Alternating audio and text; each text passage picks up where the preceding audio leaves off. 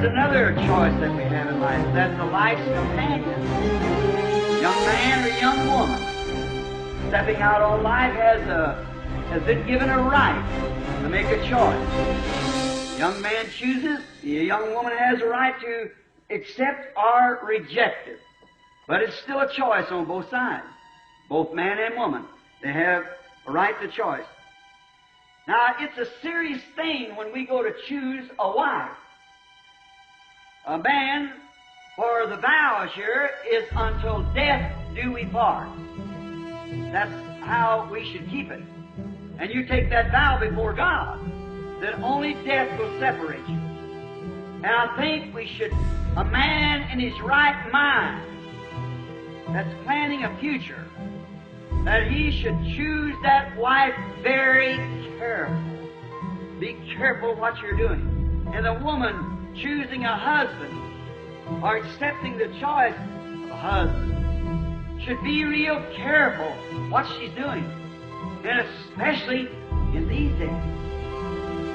A man should think and pray before he chooses a wife. And we find that if a man prayed and a woman prayed over the matter, not just look at a pretty set of eyes or big strong shoulders or such as that or some other worldly affection, but would look first to God and say, God, is this your plan?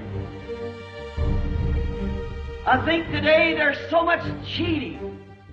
If we would study what we're doing when we're going to get married, when we choose our wife or husband, if we study it over, a man should pray earnestly, for he could ruin his entire life.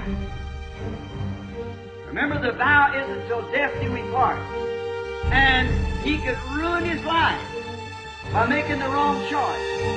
But if he knows what he's making the wrong choice, and is marrying a woman that isn't fit to be his wife, and he does it anyhow, then it's his fault. If the woman takes the husband and knows that he's not fit to be a husband to you, then that's your own fault. After you know what's right and wrong. So you shouldn't do it until you thoroughly pray through. So you must make the right choice. Again, the kind of woman that a man would choose will reflect his ambition and his character. If a man chooses the wrong woman, it reflects his character.